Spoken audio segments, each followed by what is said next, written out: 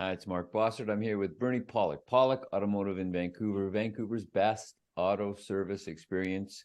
24 times, or maybe even 25-time winners of best auto repair in Vancouver as voted by their customers. And we're talking cars. How you doing, Bernie? Doing well. So today we're talking about a BMW X5. Now, this is a little bit of a iffy vehicle. I think we've talked about this in the past. What was going on with this? A 2007 had some coolant leaks. What was going on with this vehicle? Yeah, it's a 2007. These are probably maybe less iffy than older ones, probably slightly less problematic. But this vehicle came to our shop with a couple of issues. One of the drive belts had broken off, and also there was a pretty major coolant leak. And maybe the coolant leak was the primary concern of the client. But anyways, that was the main reason it came in. It was dripping a lot of coolant out of the vehicle, spraying coolant under the hood. So it was towed in, I would assume. I don't know that. That I'm not certain about. So what testing and diagnosis did you do? Well, first thing, of course, is a visual inspection to have a look around, see if we can see anything. And a cooling system pressure test was the next thing to follow. I mean, just to give you an idea, I'll just get into pictures right away. This is what we look at when we look at the engine. Everything's pretty much covered. There's air intake ducts here. There's a plastic shield over the engine. The cooling system, a lot of it, the radiator is located. I'm moving my mouse pointer around, sort of located up here, and then there's various hoses. So that's basically, a lot of it is removing covers and gaining access and then attaching a pressure tester to the cooling system. And it was pretty immediate right away that the upper radiator hose was blown right by the water pump and spraying coolant straight into the radiator, which had been happening. We don't know how long, but enough time that it had been spraying all over the front of the engine and soaked the serpentine belt. And then we also, after that, found that the air conditioning drive belt had completely broken off, flung itself around, and got embedded in the water pump pulley so badly that we actually had to replace the water pump. That was the first round of things that we found that was going on with the vehicle. That sounds like some pretty catastrophic or nearly catastrophic issues. Yeah.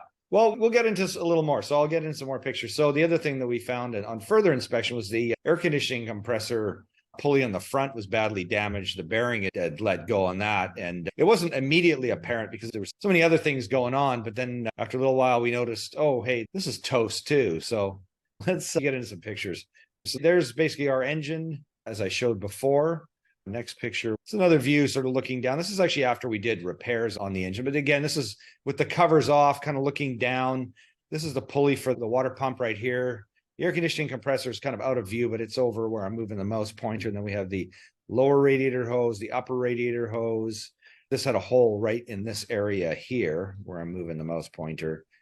So let's look at that. So there's our radiator hose. These are all specially, like you see, very specially molded and formed hoses with plastic clip ends. On BMWs, gone are the days of attaching hoses with gear clamps. They're all clipped together with O-ring seals and clips. And, they're generally, they're easy to install, but removing them can be a pain after, a number of years of usage because they tend to get seized on. So you have to be careful how you remove it. Otherwise, you might break another plastic part if it's attached to a plastic fitting on the radiator. Anyways, this area here, there's a hole in this hose, and it wasn't really readily apparent whether this hose had blown first or whether it got damaged by the damaged belt. Anyways, what else do we have here? There's a water pump. We replaced the water pump.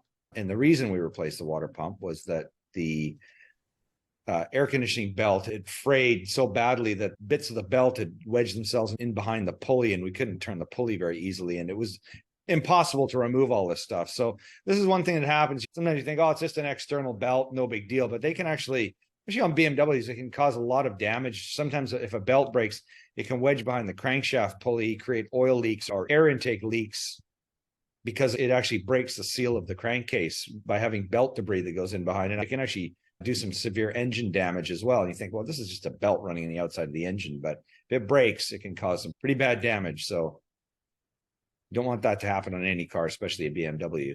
I mentioned the air conditioning compressor. This is a sort of overview of the water pump, what gets replaced. So the thermostat housing and thermostat comes with the water pump as well. And again, you can see bits of this stuff here that I'm pointing at with the mouse pointer is bits of belt. There's the air conditioning compressor. It looks kind of oily and grungy. It's a 2007. It's a, I don't know, 14. Sorry? It's had a long life. It's had a long life. Yeah, it's funny. I look at the vehicle and I go, it looks like a new one, but it's actually been around for a long time. Now there's a large bearing where I'm moving the mouse pointer, and this is badly worn out. I'm going to show a video here. Hopefully this will play no problem. Actually, before we hit the video, you can see this sort of shiny area here. This shouldn't be like this. This is kind of from excess wear. So this kind of picture tells the story.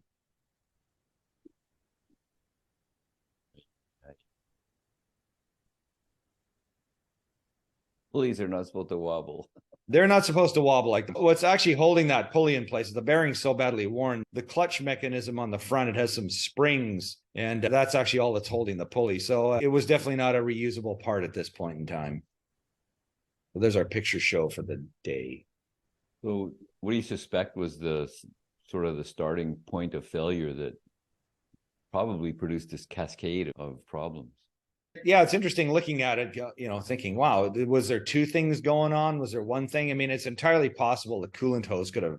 So, one thing I didn't show pictures of is apparently that radiator hose had sprayed coolant all the way forward, and it had just sprayed all over the front of it was a nasty mess in the front of the engine from all the coolant it had sprayed. So it's possible that hose blew, hose had a pinhole leak for a while. It sprayed coolant around. Maybe that caused the bearing to get damaged, but on the AC compressor, but that's a sealed bearing and it's in an area where there's a high, moisture from the road kind of area. So it shouldn't have got damaged or something like that. I think what probably happened is the AC compressor went bad. The belt probably started wearing, whipping around, slapping the hose, probably blew the hose. And it might be that the owner didn't even realize it. Maybe it made a bit of a noise or something. The owner didn't realize it, just kept driving it until the coolant leak started, alerting him, hey, we got to do something here at this point. So I'm just speculating. It's sort of like trying to find the cause of a fire after a building's burnt down. I mean, I don't know how experts figure that stuff out, but I try to put a little sleuthing in there and I go, I think that's probably what happened. But of course, the water pump got damaged because of the belt. That's kind of an obvious one, but yeah, so that's my theory. Oh, what's the menu list of all the things you ended up replacing? So upper and lower radiator hoses, cooling system flush, new coolant in the cooling system flush, air conditioning compressor, and of course we have to evacuate and recharge the AC system, a water pump with the thermostat and gasket, and I believe that took care of it. So a pretty large order of things, a lot of service, a lot of items needed. And so the vehicle was running well after you finished? Yeah, really well. Yeah, just fine. I guess. And belts too. Yeah. I guess the question that occurs is, was there something that could have been done that would have prevented this from happening? Well, again, I don't know the entire history of it, but I would say that if you have a vehicle and you notice an unusual noise, have it looked at. Look at it yourself if you have some expertise. If not, take it in as soon as you can, have it looked at. Because this would have been making some sort of odd noise. That air conditioning bearing is under, even when the air conditioning's off, that bearing is turning all the time with the engine. So that would have been making a lot of noise. So there was probably some noise that was unusual. So if you hear unusual noises, that's the thing. If you start seeing a drip of a fluid on the ground, have it looked at. Although I will say, if your air conditioning is running, you can get water dripping on the ground. So, make sure if it's something that's dripping sort of at the firewall area of the vehicle, usually the passenger side, and it's sort of a steady drip and it's clear and it feels like water, it probably is water. So other than that, you should have it at least looked at, because there's no doubt the person could have saved some money. I mean, at the end of the day, maybe the water pump didn't need to be done if it had been found sooner, possibly the hoses too. Right. How are you say they've gotten a little bit better. How are BMW X5s for reliability? Yeah, I think they're definitely better than they used to be. The older models, like we're going, several years earlier with the 4 and 4.4 liter V8s, very problematic, very expensive to fix. This is a pretty hefty repair bill. I don't mind saying that, but they're definitely better than they used to be. But they're still a luxury car, German made, finickier, and more stuff goes wrong. Make sure you service it regularly. Yeah, service it regularly. That's the important thing. And one thing with BMW is that their service intervals are way too long. Their oil change intervals on a lot of them are 16 to 24,000 kilometers. I mean, it's ridiculous that you would go 24,000 kilometers between an oil change. Just have it serviced more regularly on an annual basis. It just makes sense. Maybe the first 2 or 3 years, you can get away with it. But once it gets a little older, the mileage gets there's a little more time on the vehicle, get it serviced annually, get it looked at. It'll save you money. If you're looking for service for your BMW in Vancouver, the guys to see are Pawlik Automotive. You can reach them on their website, pawlikautomotive.com, or you can phone them 604-327-7112. You have to book ahead. They're always busy. Pawlik Automotive, Vancouver, BC, Canada. Thanks so much for watching and listening. We appreciate it. And thank you, Bernie. Thank you, Mark. Thanks for watching and listening.